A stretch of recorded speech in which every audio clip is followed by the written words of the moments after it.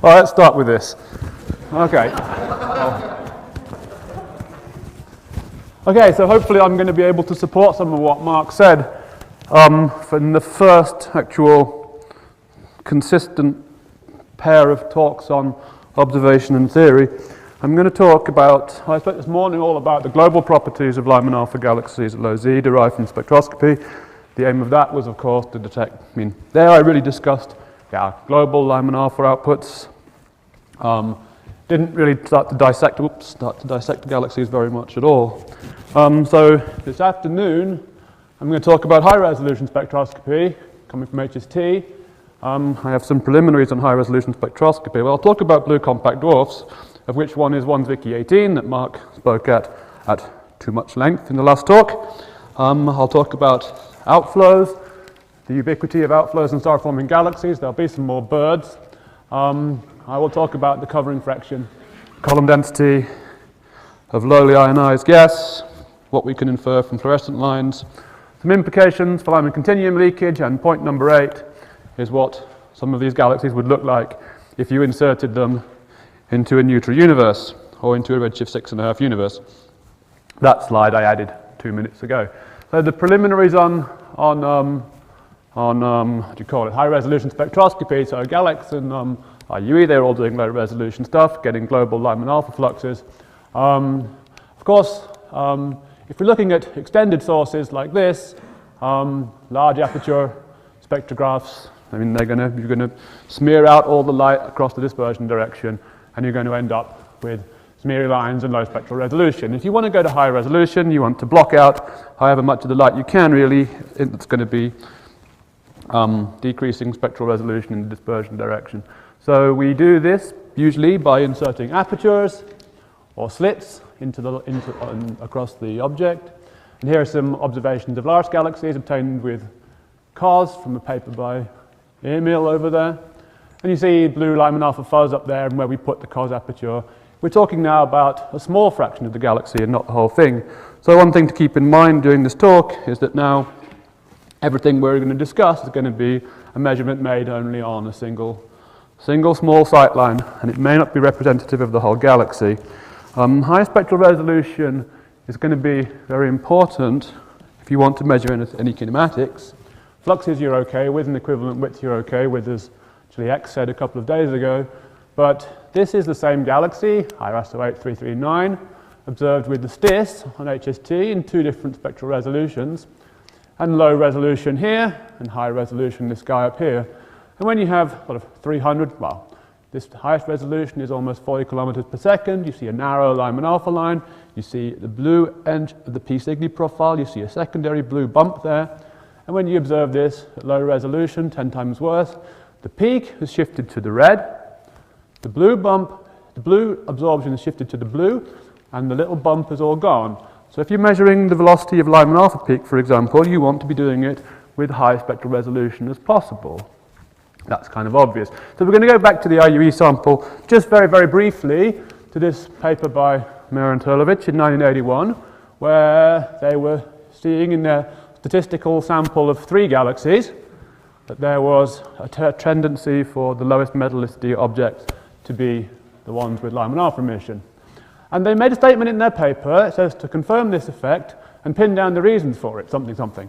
Unfortunately, I Zwicky 18, the least metallic galaxy known, then and now, arguably, has too small a redshift to see, because you have to redshift the Lyman-alpha line away from the geochronal line, and you couldn't do that at low resolution. So this is a very, very strongly has a low star formation rate, has extremely high specific star formation rate with a very high HR for equivalent width. It's very, very blue. It looks, it has all stars in it, but it is forming a lot of stars at the moment. It's very undermetallic, has little dust in it. And when they mounted high-resolution spectrographs on HST, then of course we could observe nearer things. Here is a picture of I Zwicky 18. It's the same one that Mark showed, but it's reversed in X direction for some reason. Here's the anti-correlation between Lyman-alpha equivalent width and metallicity. You see here in the red line here is the metallicity of about 50 at 1/50th solar, well, in the old solar units, it's old solar abundance. This is where you would expect the 1 Zwicky 18 to fall, where it does fall in metallicity, and you would expect, according to this trend, the Lyman-alpha equivalent width to be somewhere up here now. The thing is, when you go and observe it with a high-resolution spectrograph, you see this. This is the geocoronal line there, and this is a tuned spectrograph. It didn't have a very long wavelength baseline, just between 1200 and 1230 angstroms, so 30 angstroms wide. This is not enough of a spectral baseline to even see the whole absorption profile. You actually have to go and look at it in a combination of the of the high resolution spectrograph and low resolution to see the whole thing. Here's a STIS observation here. You see absorption out to 6,000 kilometers per second on the blue side, and an equivalent width of 440 angstroms in absorption. And the same thing was actually found when we looked at other blue compact galaxies as well, the dwarfs. This is the other one that sort of competes with 1 Zwicky 18 for the least metallic galaxy, SBSO 335, 1/40th solar, TOL 65, 1/30th solar. Very, very undermetallic systems, very, very high specific star formation rates, and 1,000 angstrom equivalent width H-alpha lines. Intrinsically, the Lyman-alpha line will exceed 100 angstroms. They'll be very, very high. And you see equivalent widths of negative 30 angstroms in both cases. So I want to illustrate this point, I would like a volunteer who's sitting in the front row. One of you has to volunteer, otherwise we're late to get a beer.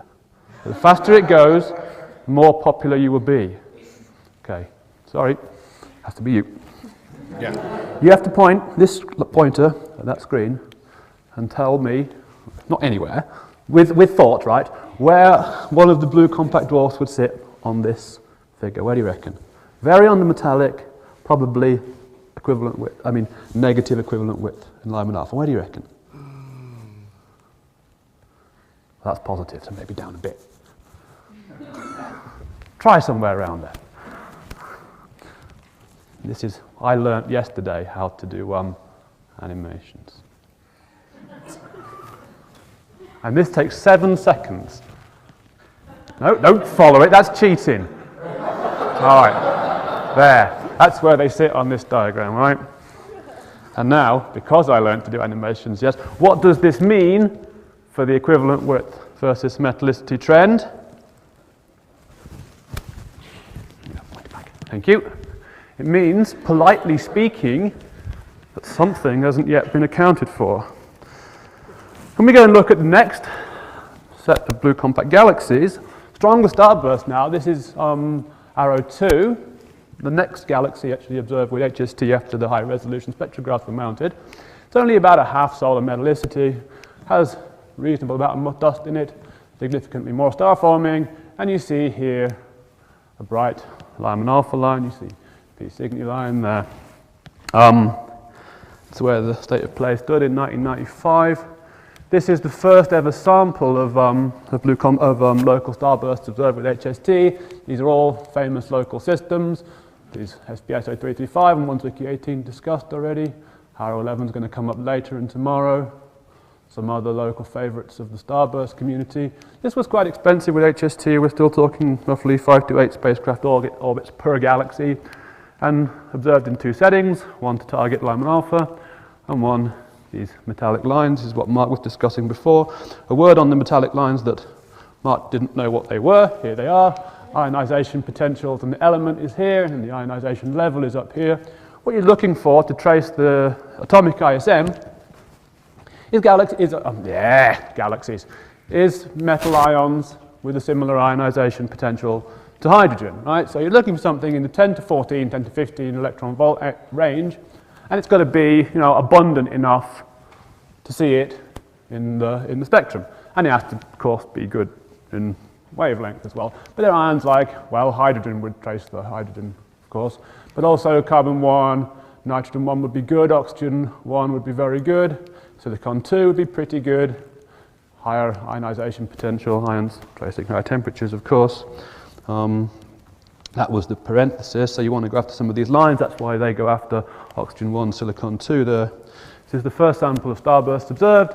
4 of them turned out to have Lyman-alpha emission, and 4 of them turned out to have Lyman-alpha in absorption, so 50-50. That's a nice split.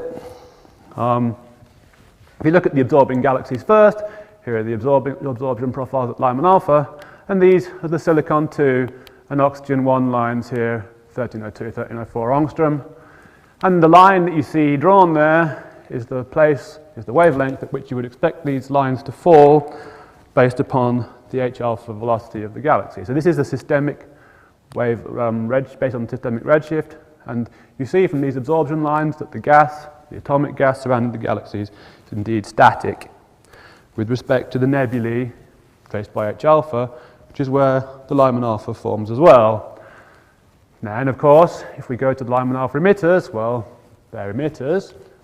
But here, if you look at the same absorption lines, O1 and silicon-2, you see they are not falling at the systemic velocity at all. They're all lying slightly on the blue. It means this gas that's doing the absorbing here is coming this way. And it seemed that indeed that the Lyman-alpha output is correlated with the outflow velocity. Of course, one could actually expect this would happen anyway, because outflows are going to be more prevalent away from the stellar disks where the pressure is lowest. That's where hot gas wants to flow as it expands. And it's also the direction in which you most like to see Lyman-alpha photons going, regardless of whether there's an outflow or not. You know, the dust is going to be in the disk, so you're going to see more Lyman-alpha if you look in from the edge. So this doesn't tell us that there's a causal relationship exactly. The causal relationship comes when you look at the line profile that Mark has already showed, where you see blue shifted absorption in hydrogen here, in the hydrogen absorption line, H-alpha, Lyman-alpha, and you see all of these lines take on an asymmetric P Cygni shape. And that's characteristic of scattering in an outflow. You even see it when there is no emission line. This is a simulation by Anne. It's backwards in frequency space, but you know, you make the gas move outwards, and you come up with an absorption line which is slightly blue shifted. And the main key result from this paper, this was a very important paper. You have here in this table, I merged the tables together, but you have, more animations. You have the 4 with emission here, all have outflow velocities of upwards of 60, 50 kilometers per second. The absorbing galaxies, you're seeing minus 13, 25, 30, have slower outflows. And if you're curious about where the statements, empirical statements about how outflows are important for easing Lyman-alpha emission, first observations, this was the paper you need to look at.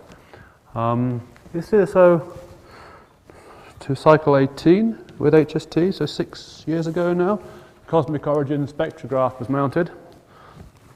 COS is a great thing. It's like the previous spectrograph from which all the other results were shown, except you get a whole UV, 1100 to 1400 angstroms in one go. It's really nice, and you get much higher sensitivity, similar kind of resolution, so you can do Lyman-alpha, but at the same time you can do loads and loads and loads of other absorption lines, form wherever. They form in cold gas, in warm gas, lines from winds and stars. This is a sort of library atlas of what kind of Lyman-alpha features you expect. This is just from H-alpha selection. You see many with deep absorption profiles. You see Lyman-alpha emission profiles. You see a double peak there, backwards double peak in fact. You see some noisy ones, but you see a very wide variety of Lyman-alpha profiles. And when we look comparing the Lyman-alpha absorption with silicon-2 absorption, I think in this case, you see here, for example, these are a few absorbing galaxies from our last study, silicon-2 absorption here, and very, very broad Lyman-alpha absorption surrounding it. These are similar kind of features that you see in the blue compact dwarfs, very static absorption lines, very, very broad Lyman-alpha absorption. Interestingly, and tomorrow, I'm going to demonstrate that this galaxy and this galaxy are actually Lyman-alpha emitters, but not if you look only on a very, very small central sightline. You have to go to large apertures to capture all the Lyman-alpha emission. So these are some spectra from a paper by Emil, wherever he is. There. Very good. That we wrote last year, I think. You're seeing silicon only absorption in the lower panels and Lyman-alpha emission up here. These are some of the strong Lyman-alpha emitting galaxies. Note, be careful about spectral resolution. In the absorption lines, we're probably seeing resolutions of a few tens of kilometers per second. Gets probably a factor of 10 or more worse when you look at Lyman-alpha, which is extended compared to the very compact point sources. An interesting thing about these galaxies is if you look at the minimum absorption depth there and the minimum absorption depth in the metal species, they are strongly correlated. The wing here, very nicely matched in velocity of the wing here. You see this bump, this absorption here. It's also reproduced by the metals. If you zoom in on one, you see a little bit better. This is last number 1. Minimum absorption there in Lyman-alpha matches there. Worry a little bit when you see this kind of thing because this is quite poor spectral resolution and peak radiation here is going to be smeared down here a little bit. But when you have all of these metal lines and you have good signal to noise, there's a large number of measurements that you can go and make. So we did this. You see here silicon absorption line probably. And you can measure, for example, the average velocity at which it's flowing here. The gas is flowing there is 0, so it's somewhat blue shifted. You can measure the width over velocity width over which we see a certain fraction, in this case 90% of the absorption. Very importantly, we can measure the maximum residual flux here. So this here you see is 0, and up here you see the maximum, the minimum that the spectrum, the absorption line drops to, just about 0.3 in this case. We can measure all these things for a large number of galaxies. If you look at the average outflow velocities that we see, this is a compilation I did combining COS GTO data and our old paper data from the GHRS and our last data and some green peas. You'll find that this here is the outflow velocity of the atomic gas. There is 0. This is out to negative 380 kilometers per second in the case of this one. You see that there is a lot of mess on this diagram. There's no clear trend here. But when I bin these data into there's 50 objects on here, so there's about 16 galaxies in each bin. And when I bin them, the third with the lowest outflow velocity is down here, and the sample average is shown by the pink box there. You see there is no Lyman-alpha emission, that's equivalent width on the y-axis. When I take the next bin, which has an average velocity of about minus 100 kilometers per second, you're seeing about 15 angstroms in emission on average. And we go to 200 kilometers per second, we're seeing equivalent width of 30 angstroms on average. So this is showing us that there is some kind of a correlation between the outflow velocity and how much Lyman-alpha, or kind of equivalent width, we observe. This is, my opinion, the demonstration that winds are probably a prerequisite, or at least very, very strongly correlated with the presence of Lyman-alpha emission. So I had this list up before. Lyman-alpha emitting galaxies were whatever, lower mass, younger, compact. They also have faster outflows. Then we can go and measure the peak of the Lyman-alpha emission profile. You see, measure the velocity of the peak here and here. These are also examples from Emil's work. And then we can correlate that with the outflow velocity we measure in the atomic gas. And so this is the model by Anne, again, that we always use to demonstrate how complicated even simple spherical shells are. But in a case of, the pure backscattering case where radiation produced here is absorbed and then rescattered in the shell and emitted across here, and you expect the peak redshift of the line to be correlated with the blue shift here. You expect stronger blue shift, stronger redshift. It happens at high column densities. This is not what we observe. In fact, we're seeing whatever happens backwards here. So this is the increasing outflow velocity here, up to, from 0 to 50 kilometers per second. And we're seeing, in fact, that as this outflow velocity increases, if anything, the Lyman-alpha peak shift is slightly decreasing. So we're looking here at a situation, probably a more simple picture actually, in which the outflow is just simply shifting the gas out of resonance. This is a compilation done by Ivana, probably over there, somewhere at the back there. Hello.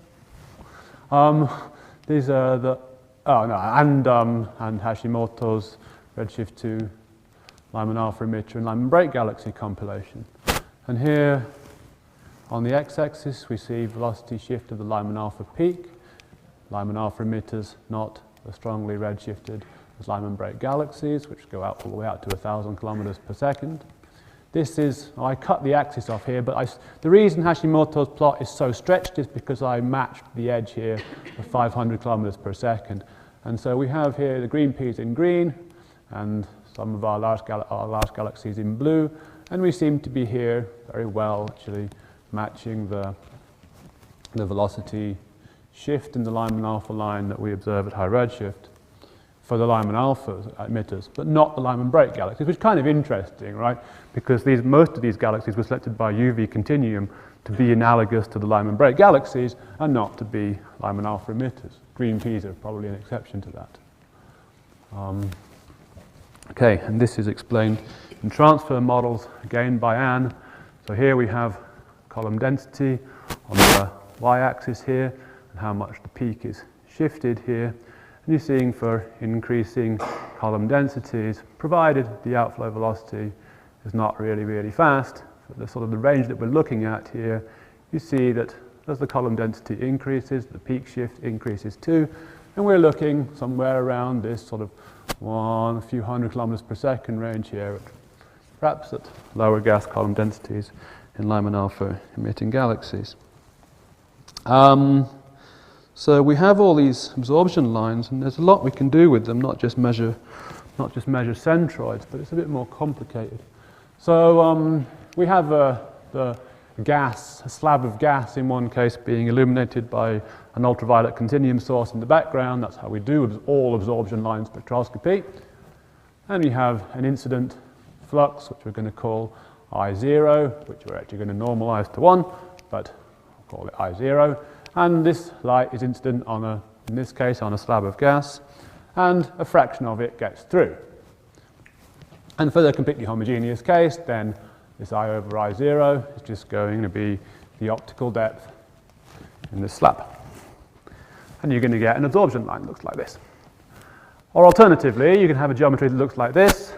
We have clumpy stuff there, and you have instant radiation, and some of the radiation gets through. Now, even if these are completely optically thick, some of the radiation will get through, and the amount that gets through is just the fraction of light, fraction of sight lines that are free, which is 1 minus the fraction of sight lines that are covered, which is 1 minus the covering fraction. And so in this case, I over I0 is 1 minus the covering fraction.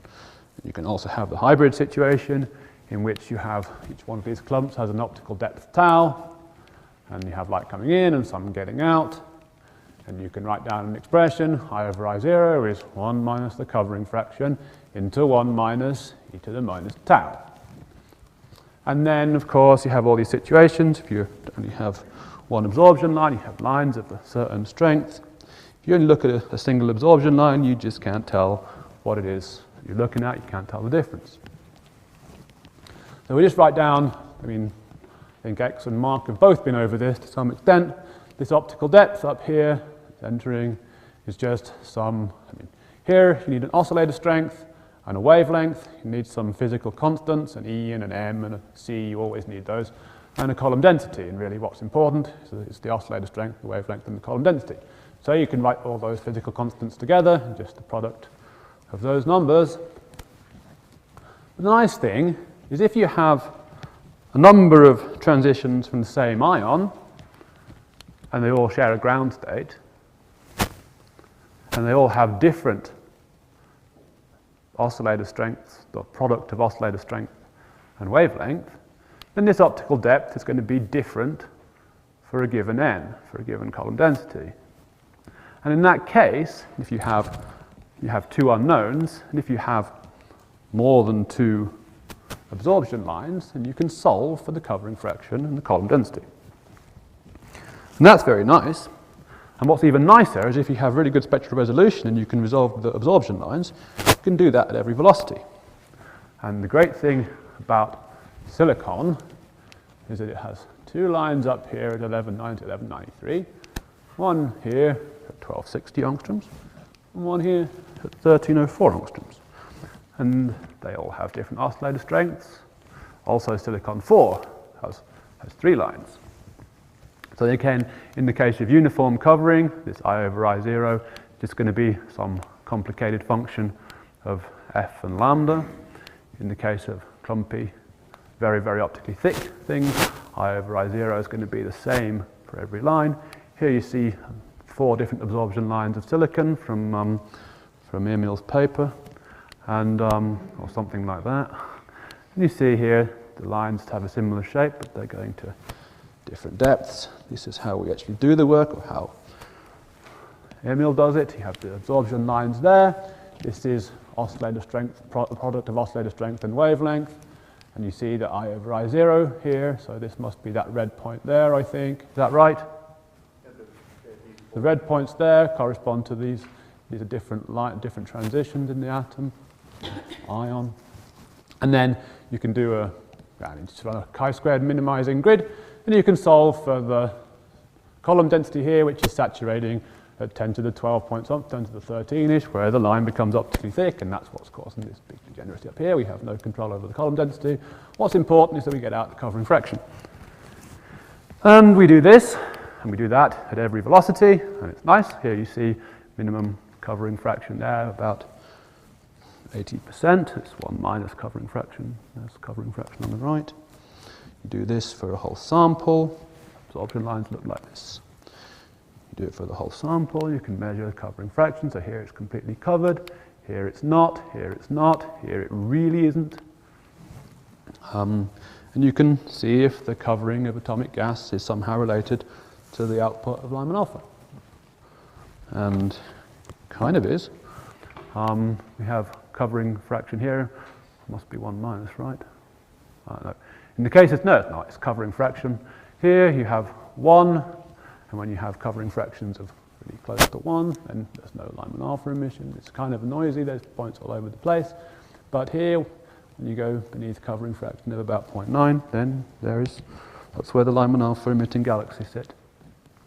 So we could speculate in a case like this that the clumping of H1 opens up channels through which Lyman-alpha can pass, and one has to be a bit careful. This is two is's.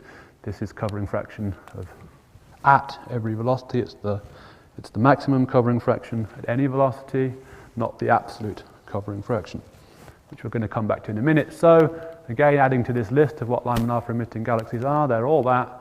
Also, they have slightly less covered neutral ISM. So then, if we know the covering fraction is less than 1, not complete, we're going to have a load of stars back here, a load of clouds here. Covering fraction here looks to be about 90%. This cloud's optically thick. It's going to put an absorption line there. It's moving with velocity 1. This one's moving a bit faster. It's going to have a more blue-shifted absorption line. They all have different velocities. When you multiply all these together, or convolve them, or whatever it is, you get a resolved bumpy absorption line. Looks like this. But because the covering fraction isn't 1, you get a Lyman-alpha emission line that has emission at line center. Then you go and look at the data of Lyman-alpha, and they don't ever have emission at line center. In fact, this is probably not quite zero at line center. That's probably spectral resolution. In every case, it's probably spectral resolution. There's no line center Lyman-alpha emission in the sample, at least in the large sample. And that's the cartoon again. What I think we prefer in this case is more like this. It's not this pure picket fence case, but you have actually complete covering on every sight line, but spaces between. All of these clumps still have different velocities, so they absorb in different, put the absorption lines still saturated at every different velocities. But Lyman-alpha, the blue stuff, it can ping between these clouds. Not a Neufeld situation. You don't need to boost Lyman-alpha, but it can diffuse between clouds. It can get out of the galaxy, and there's no need to have Lyman-alpha emission at line center. And again, this is that same caution. Okay. Just a word for Lyman continuum leaker people. So in this case, you're going to expect to get Lyman continuum out of your galaxy. And in this case, because ionizing radiation doesn't scatter, you won't. But you will still see absorption lines that aren't black. And that's why I'm a bit concerned about using these residual intensity and absorption lines, particularly of metals, to claim that galaxies might be optically thin in the Lyman continuum. Metal lines themselves may not be a very good predictor. I have a caution about that anyway. You might want to consider looking also at Lyman-alpha.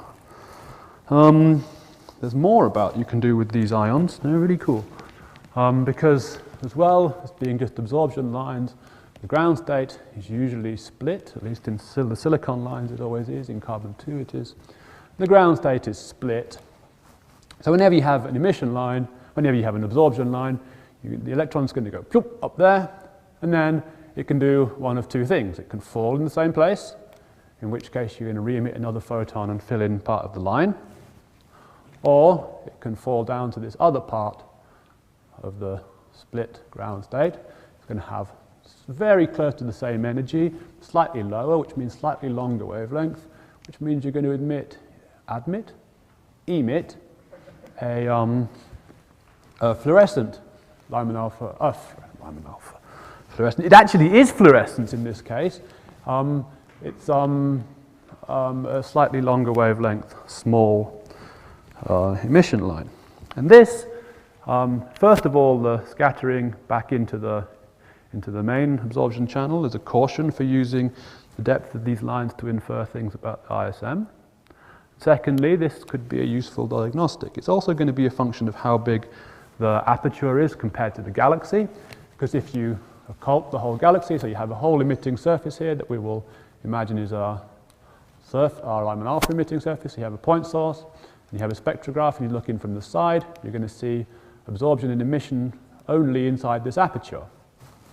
But all the light's going to be, you're going to capture all the UV continuum, so you get all that absorption, and you're going to get, but emitted, only the light which is emitted or fluorescently inside the aperture. So all of the other stuff is going to be emitted outside, and so the strength of these absorption lines is also going to be, no, not true. The strength of the emission lines is also going to be a function of how much of the galaxy or how much of the absorbing surface that you're looking at. So this is some plots from a paper by Anne Jascott in the audience. They looked at 4 green peas, and this sample of 4 was just selected to have the strongest, I think, O3O2. That was right, that was the strongest O3O2, the highest O3O2 ratios, right? And they were all there, very high, 10-ish and a bit more. And 2 of them are very strong Lyman-alpha emitters, I mean, really equivalent widths of 70, 150 angstroms high, even high redshift. And 2 of them here have Lyman-alpha lines, but they're much weaker, 10 angstroms-ish, and a few angstroms. And they look like that. They're really nice, double peaked, or these 2 are. That one is also, but the peak separation is quite large. And when you go and look at the, let's see if I get it the right way around. This is the carbon, it's 1334, this is carbon 2. And then you see in these galaxies where there is strong Lyman-alpha emission, not really much hint of an absorption line any more than the noise, not really there either, but in the fluorescent channel there is indeed an emission line there and there. In these 2 galaxies with weaker Lyman-alpha, you have a strong absorption line there, quite broad in velocity, and this one is saturated and goes to 0. And here you still have a strong fluorescent line, and a little one there as well. And the picture is very much the same when you look in silicon 2. Silicon 2, right? Yes, here no absorption and a fluorescent line, no absorption, fluorescent line, absorption, possibly fluorescent line, absorption and a fluorescent line. And this can be explained most easily. Situation like this, you're looking down onto the stars here, you don't have any stars, so that black thing here is the cos aperture.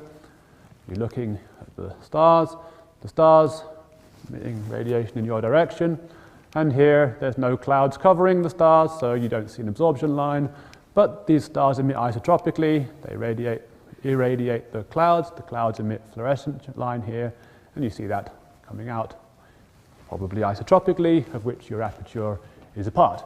And that's what you see in these two cases, probably. And in this case, these two cases here, these clouds are covering the stars, so you see a big fat absorption line here and here, and you can also either see a fluorescent line or not.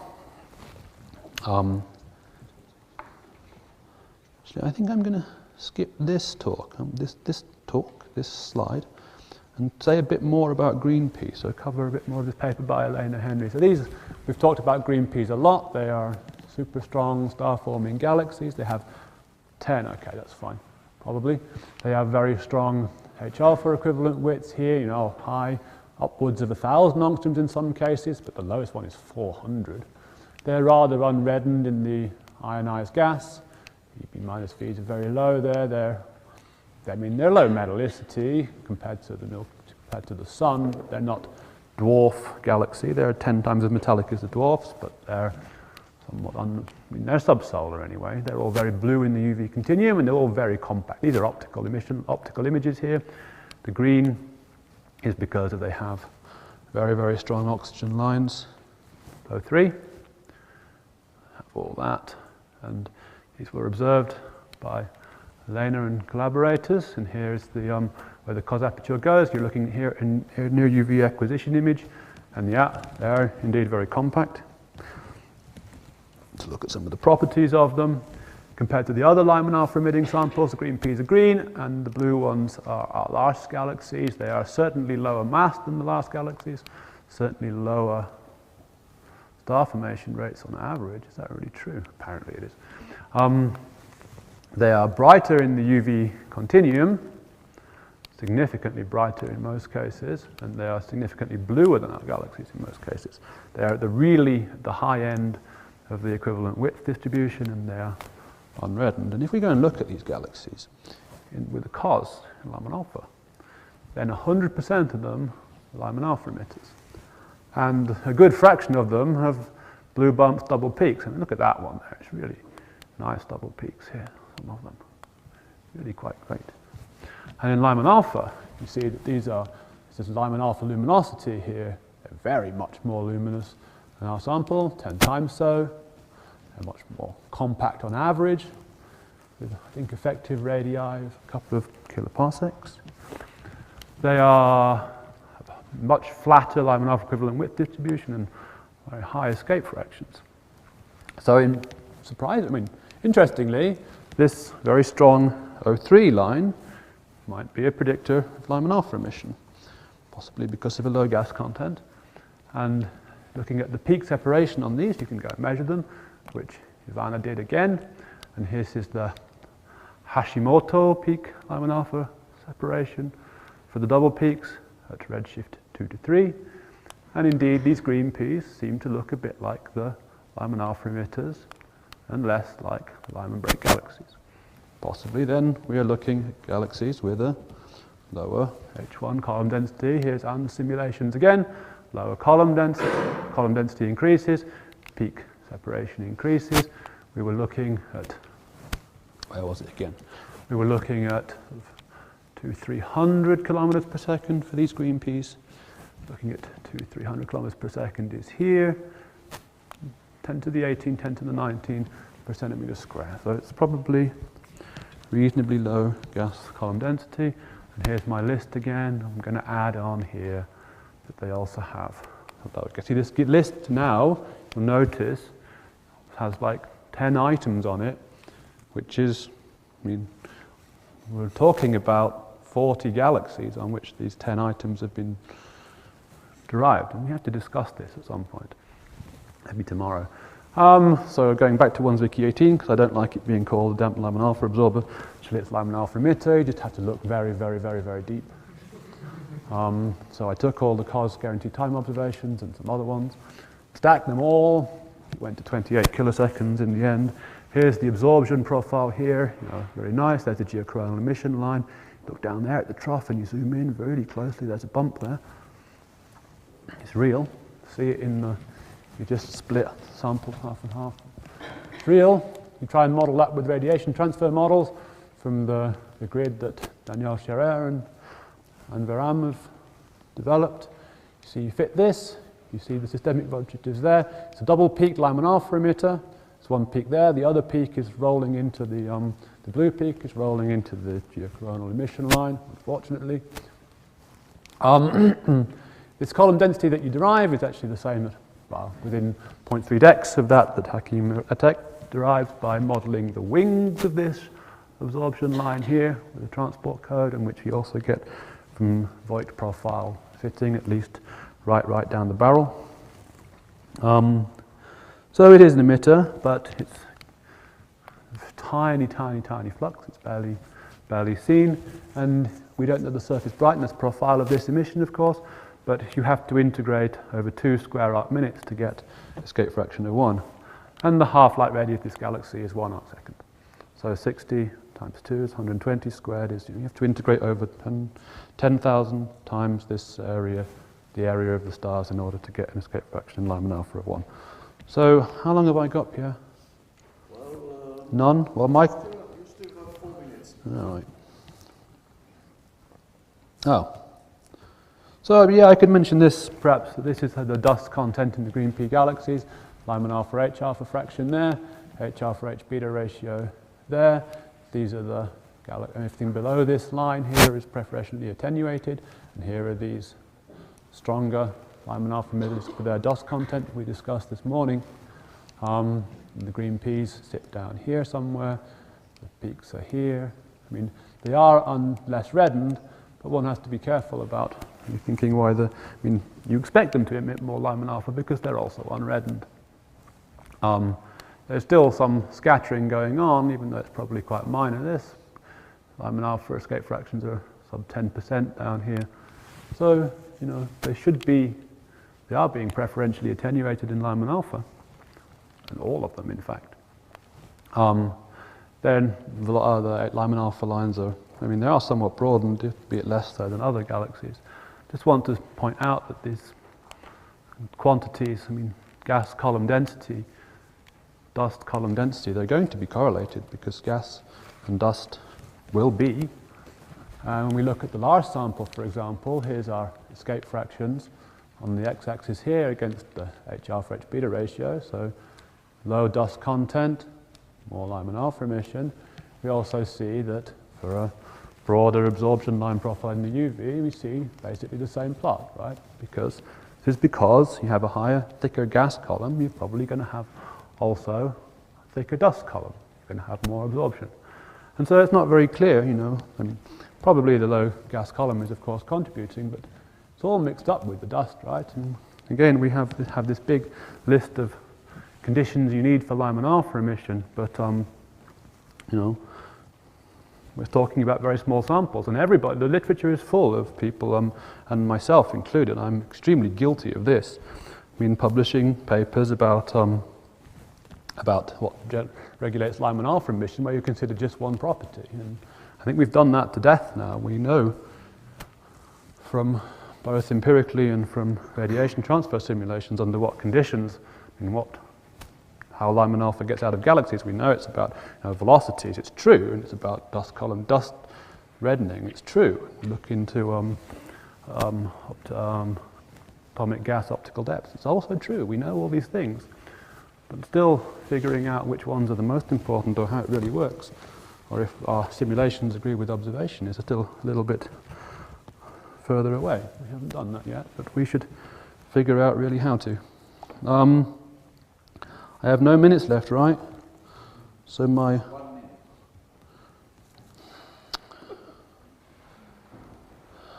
Let's go with this. These are the GALEX Lyman-alpha emitters that we observe with COS. I'll do this really quickly, okay? They're all really asymmetric. They look like this. No, they're not, but the majority of them are asymmetric. They look like this. In 2006, I think, Shimasaku and collaborators, they came up with this weighted skewness parameter to try and separate Lyman-alpha emitters from interlopers at redshift 6.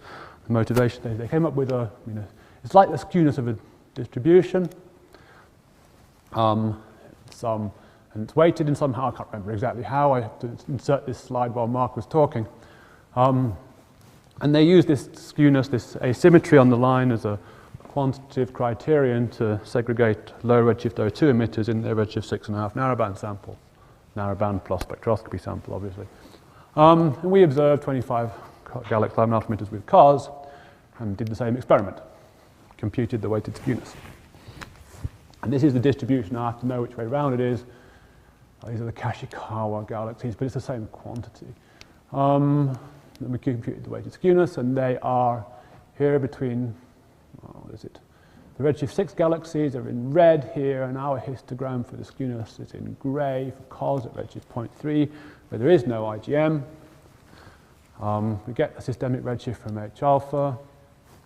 We apply the Anderson-Darling test to see if these are drawn from the same distribution. And, well, the statistics are poor, looking at 20, 30 galaxies, but still, there is no difference in the distribution of the skewness in galaxies at redshift 0.3 from redshift 6.5.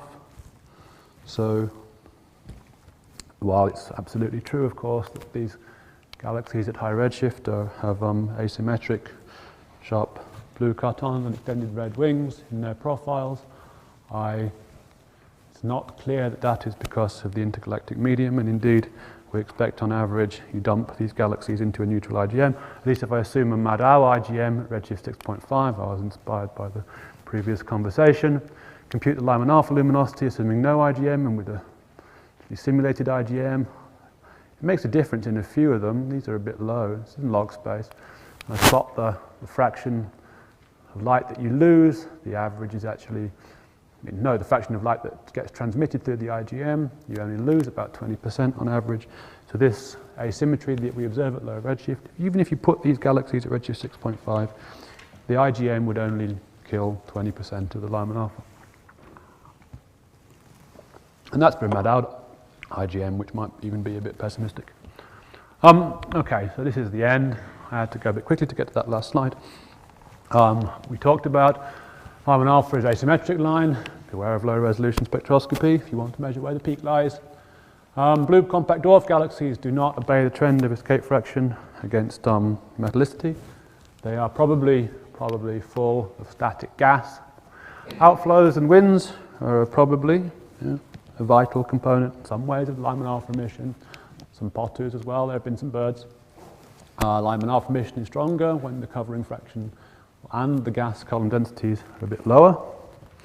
Fluorescent lines give us another diagnostic of the atomic ISM, or at least the metals in the atomic ISM. They can be very nice, you can model them.